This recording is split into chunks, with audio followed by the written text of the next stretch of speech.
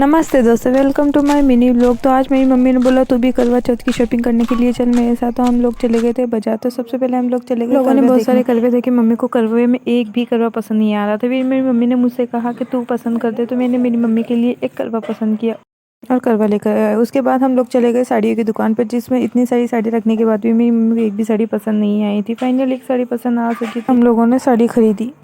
साड़ी खरीदने के बाद हम लोग चूड़ी लेने चले गए। भाभी और मम्मी ने दोनों ने चूड़ी खरीदी। दुकान पर इतनी भीड़ थी कि हमें चूड़ियाँ खड़े खड़े खरीदनी पड़ रही थी। फिर हम लोग आ गए चांदी की बिछियाँ खरीदने। मेरी मम्मी ने यहाँ खूब सारी चांदी की बिछियाँ ट्राई की, लेकिन उसको एक भी पसंद नहीं आ रही थी। तब तक हम लोग एप्पल और हम दोनों ने यहाँ पर खूब सारी मस्ती की थी। और फिर मेरी मम्मी को फाइनली एक चांदी की बिछी पसंद।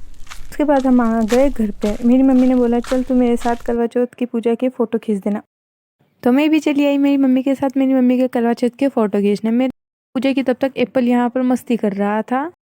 उसके बाद मेरी मम्मी की पूजा शुरू हो चुकी थी। तो मेरी मम्मी ने मुझे बोला चल मेरे फ़ोटो खींच। उसके बाद मैंने मेरी मम्मी के खूब सारे फ़ोटो खींचे और मैंने मेरे पार्टी को अंजाम दिया। एप्पल और हम लोग यहाँ पूजा खत्म होने तक बैठे हुए थे। हम लोग बोर हो चुके थे। मैंने मेरी मम्मी को बोला मम्मी चलो चाँद देखने चल।